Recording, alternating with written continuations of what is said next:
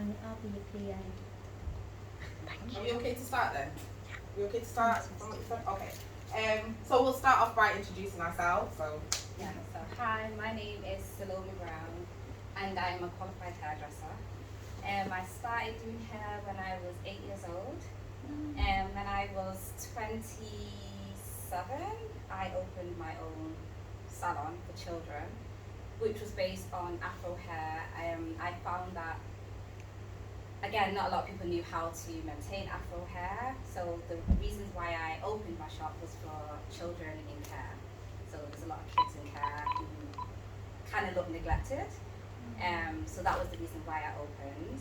And I also went on to college. I finished my degree doing psychology and criminology. Then I went to college the same year I graduated to do more on hair, and then I opened my business, and I'm here today. And my name's Charlene Morgan. I'm a primary school teacher, but I've been supporting Salome for many years in the background. But now that I'm working part-time, we've gone into it together officially. So we're now MorganBrowns as a team, as opposed to just Salome Brown on her own. So today's training is called Critical Care and Afro Hair. And as we go on, we'll explain why the training is needed and why I should put forward the proposal. Before we get started, there's a few questions. I know there's only 2 of you here, and those of you who are listening on MS Teams, I just want you to have a think about the questions. If anybody would like to answer any, that would be great as well. So what do you already know about afro hair textures? Do you know anything? Thicker. It's thicker, yeah? So there's the differences in density sometimes. When you're faced with patients with afro hair, how does it make you feel? Do you feel any, I'm not going to actually put any words into your mouth, how do you feel if you're faced with a patient with afro hair that you might have to care for or maintain in some way? Our combs are like makeups, Yeah. so you wouldn't even Attempt. Yeah, that's it, that's kind of what we figured out.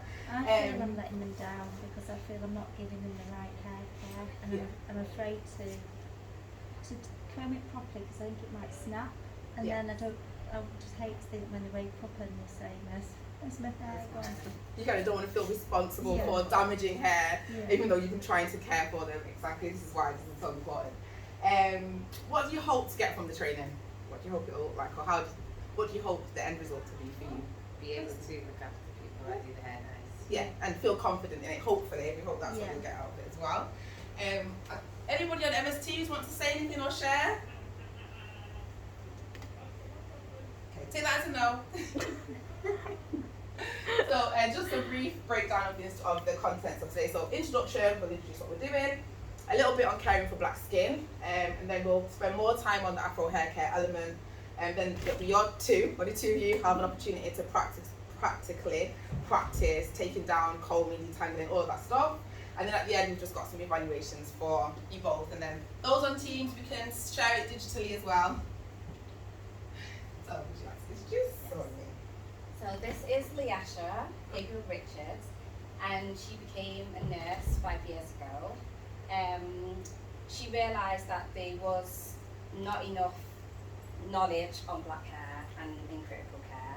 So she did the proposal, which then she came to me, and now we are here presenting. So I'm really proud of Leasha as well for doing this. So yes. Thank you. So I think we wanted to read that. That was just a bit more detail on what you actually submitted.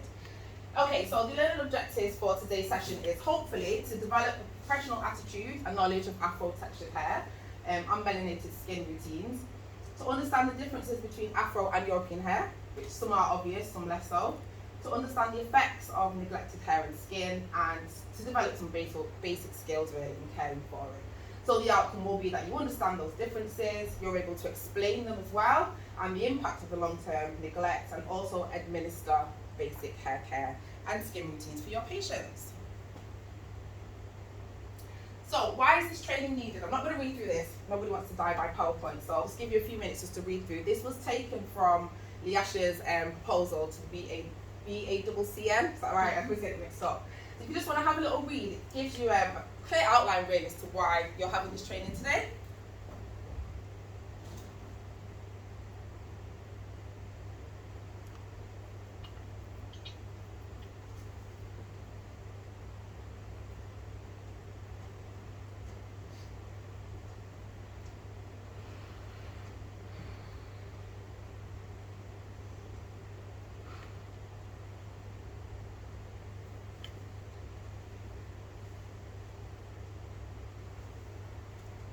Yeah, okay, good. So I'm hoping everybody's read that. So just to point out as well, if you've got any questions, just raise your hand. Don't feel uncomfortable about asking us anything. Also, in this, you can see I've put BAME in brackets. I know that's the phrase that Leash used, and I just put black outside of it because that term is a little bit controversial because, you know, it categorizes everybody that's non-white into one group, and black hair texture is very different to Asian hair texture or other ethnic minorities. So it's controversial for me because we are very different. We're not one and the same. So to kind of lump all the different ethnicities into one group doesn't really sit well with me. So I will be referring to black hair throughout this training. So caring for black skin, what do we need to know? So there are differences between our skins. Just doing a bit of research into this, found it really hard to find any studies. There isn't much out there on black skin for obvious reasons. We won't go into that. There's a lot of studies on Caucasian skin, but not much. But from those studies, I found these two quotes which I thought kind of broke it down in the quickest and simplest way to highlight those differences. So aside from melanin content and obviously the shade of colours, the differences are ceramides are a natural component of skin, and it helps keep it healthy, intact, and it also contributes to the skin's protective layer, which stops moisture loss. Now, black skin has the highest sebum content of all ethnicities. Now, sebum is like an oil, so we've got a lot of oil in our skin already naturally, but it has the lowest ceramide level, which means our skin loses moisture really quickly in comparison to Caucasian and Asian skin as well. So we lose the most water, and so it's more susceptible to transepidermal water loss compared to any other ethnic group, which is why we moisturize every time we wash, every time we shower and bathe. It's part of our routine. I'm not saying other ethnicities don't, sorry, my mouth's a bit dry, don't moisturize their skin, but it is literally a part of our everyday routine. So from birth, really, from babies right up to any age, we need to. And if you don't, you can literally see and feel the difference in your skin. So if we don't cream ourselves on one day, by the end of the day, you'll be really quite dry and tight. So that's the main difference. So do you moisturize every day, your whole body? No. And that's just so normal for us. It's not extra work, it's extra 5 minutes, it's just commonplace. We get to a point where we come out and like, oh, I didn't cream my feet, or I didn't I didn't cream my leg. And so you might go back and finish that. So that is commonplace practice amongst, I guess, most, if not all, black people. And is there any sort of particular moisturisers you use? There's, well, different moisturisers have different jobs and roles as well. So I guess if you come from a lower income family, you've got quite a big family. Back in the days, we used to use Vaseline, which is like lanolin, petroleum, but that doesn't actually moisturise the skin, it's just a barrier. So it kind of will give the illusion that your skin's moisturised, but actually it isn't, but it also helps to reduce the water loss. So although it's not adding moisture to your skin, it stops you from losing it. If you use a lotion which is water-based, then that adds the moisture back into your skin and helps you to retain it. So any lotion, any butter-based, shea butter-based cream, anything really is better than nothing, basically, but they have different types of roles. So Vaseline wouldn't be something that we'd recommend, but I can say, I'm thinking back in the past, you know, low-income families, Vaseline is really cheap and we just use that. But now you can afford like cocoa butter, which you see in most Superdrug, Boots, any of those stores. So any lotion is better than none. Just going back to being younger as well, there wasn't a lot about our hair and skin, so we kind of used what was available for us. But now, there's loads. And there's a lot to choose from now. There's a wide range, and we're starting to feel more catered for. Yeah. So if you go into Boots or Superdrug, there is a range of products we can buy where, I guess, you know, when we were younger, there were specific shops we'd have to go to within the community. So if you left sort of your local community, you'd probably struggle to find something that would be suitable for us, not too water-based, because if it's too watery, it'll just kind of be absorbed, but then you continue to lose moisture. So does that answer your question? Yeah. Okay. So dehydration or dry skin, there is a difference. So dehydration, you might already know this, comes from environmental factors like not drinking enough water, temperatures hot, poor diet. Those things can be alleviated or remedied by just drinking more water. So there is that difference, but dry skin is genetic, and I'm not really going into, you know, eczema based or, you know, dermatology, but just in terms of black skin, it is genetic because of the low sebum production that we mentioned before. So we can't change that. The only thing we can do is improve it by keeping ourselves moisturised. So I think I find as well when we go on holiday to really hot countries, don't have to moisturise as much because of the heat. Your body's sweating as well, and you're not losing as much moisture, which probably doesn't make sense because you think in hot country you perspire. But I find when I'm on holiday, I actually moisturise a lot less than in the UK, where the air is a lot drier and the cold weather as well. And thinking of you working on a ward with AC, it's just.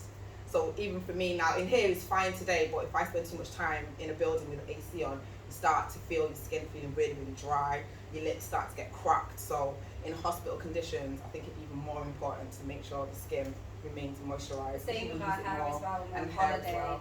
our hair feels a lot more luscious, Yeah, but here it just feels dry. can So, feel quite yeah. dry and brittle Yeah. again if you don't keep on top of retaining that moisture. So yeah, I think it is really vital in the hospitals. Any questions? Do you want to carry for black skin? Yeah, so So here's a picture as well. So this is what black skin looks like when it's dry.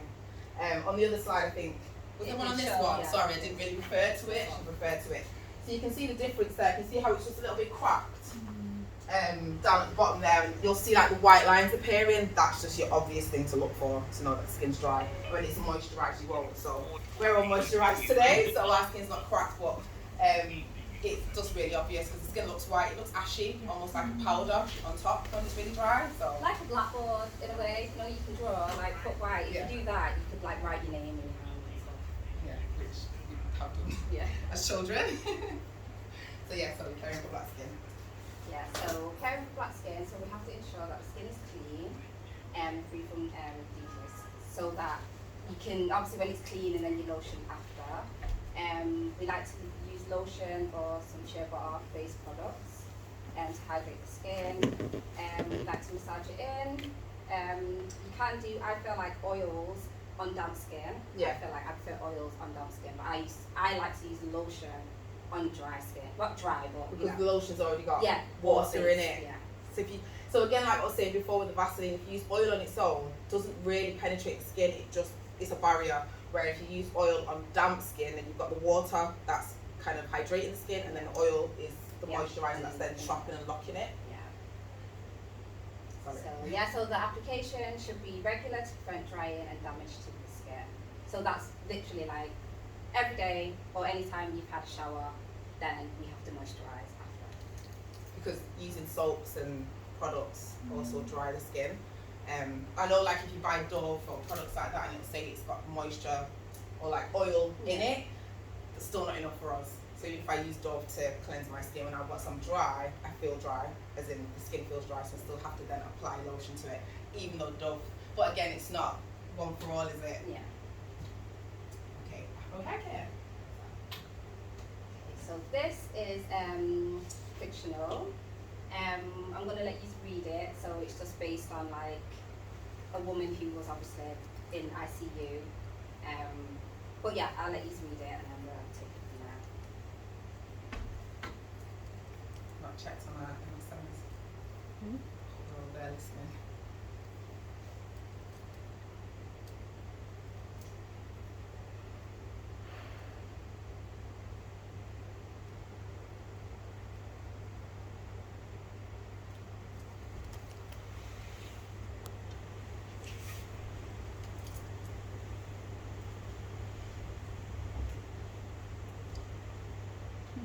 And then that's just the outcome of it. Skin moves black.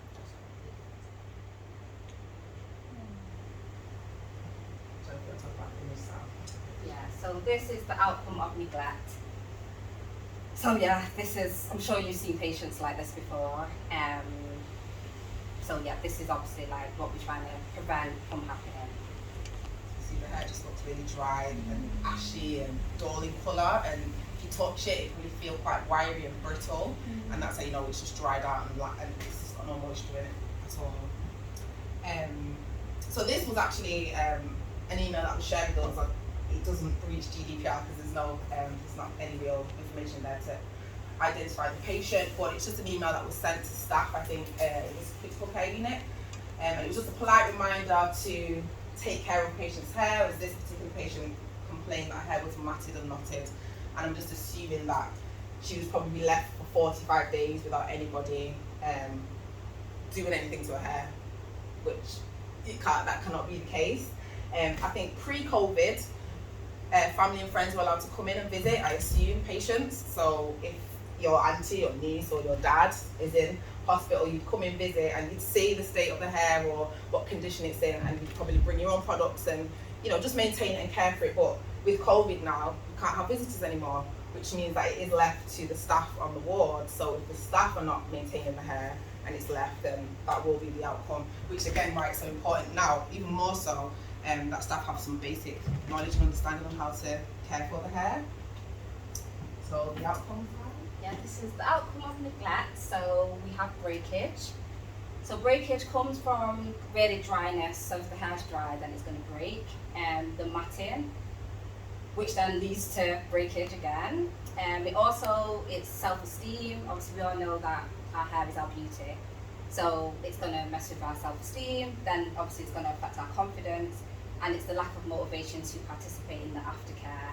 So I feel like it is needed to kind of feel good, and obviously if you've come from whatever you've been in and woke up and then you realise that you don't look the same, as well as whatever else is happening, I feel like it's just kind of breaking it down on why we need to maintain the hair and its moisture.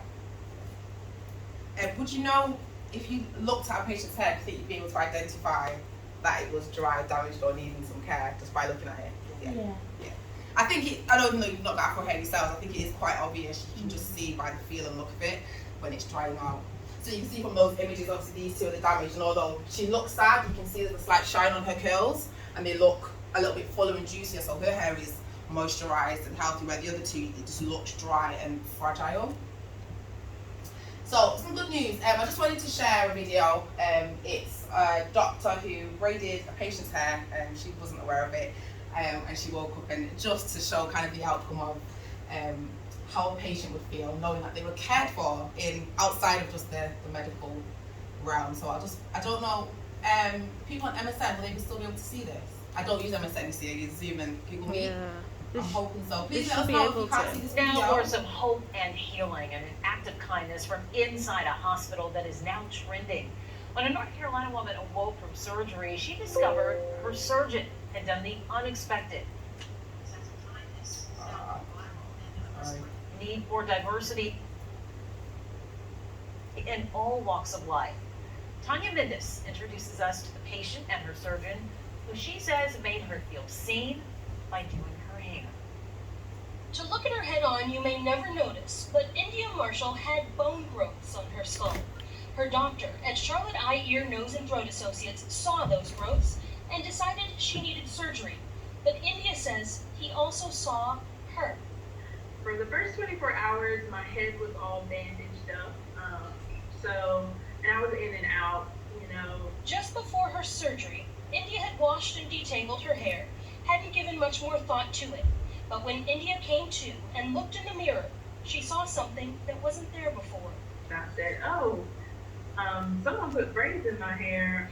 Not just someone, her surgeon. That was a complete plot twist to me. She'd found a gem in Dr. Jewel Graywood. That's all patients want. They want you to be kind and compassionate and actually think of them individually. Graywood's well-trained as a girl dad. I have 2 daughters, and we have curls night. He knew that India's beautiful, curly hair would wind up tangled and too tough for her to do herself post-op. So he did it for her. He even put in staples instead of stitches so they wouldn't have to be cut out. So the fact that it was braided up and parted in a way where I could clearly get to all the incisions, it just made my life completely easier. India shared her experience on social media a few days ago. More than 500,000 people have liked it. A simple act from doctor to patient. A gesture where kindness and representation intertwine. For me, it was an indication of somebody seeing me.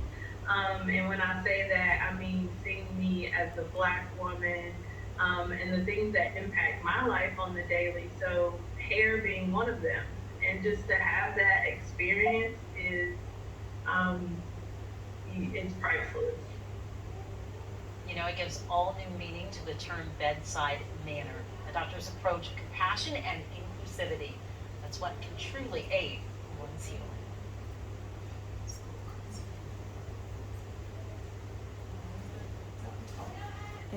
Yeah. Oops. Okay. So yeah, so that was just an example of yes how it makes the patient feel the opposite of low self-esteem. So we're just going to go on now to talk a little bit more about different hair types. So you've got some understanding on that, or have you got any questions or anything? No. Different hair types and tools. So I'll let Sam start with the hair types. Yeah, so we're gonna go, we have your wavy hair, so this is these here, and then we've got your curly hair, which is these here, and then you've got your coily hair. So we're under coily hair.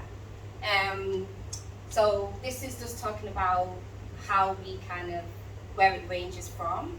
So then, is it on that slide? Yeah, so there's actually classifications for hair types which you probably may not have heard of, I don't know if you had or not, and they range from 1 to 4, with 1 being straight. So probably most Caucasian hair types will fall between 1 and possibly 3A, just goes up progressively, and then all the way to 4C, which is the most common hair type for Afro hair. These types, 3 up to say 4A, can be a little bit easier to manage in some cases, but once you get to 4C, which is my hair texture in the ashes, the hair strands are so tightly coiled and kinked, that's why it makes it so difficult to maintain, comb, detangle, wash, because of how hard it is just to sometimes comb and even separate moisture as well. moisture. Moisture for 4C hair compared to, let's say, your 4A or 3C is harder because the curls are tighter. So that's why we obviously, with the comb, we need different combs for different textured hair. So yeah, I just put some, these products, I don't know if you've seen them before, they're what I use, I think, on some of these wards to care for patients' hair. But again, some of the ingredients are not designed for our hair types, and actually rather than offering moisture, they can dry the hair, have more of a drying effect. So you might feel like you're cleansing a patient's hair, but in fact you might be causing damage to it by stripping out of its natural oils, which is what some of those products do. So we're hoping that maybe in the future, the NHS might be able to somewhere have different type of products for at least a variation of 2 or 3, depending on hair type, because like everything in life, not everything is a one size fit all, and it's just not suitable or appropriate for our hair textures. So these are some of the tools that we use. So I think you mentioned, sorry I don't know your name, they're really fine tooth combs, which probably you mean fine like this, even smaller than this, like yeah, so we brought those to show you like what we won't be using. For again, quite obvious reasons to us, it just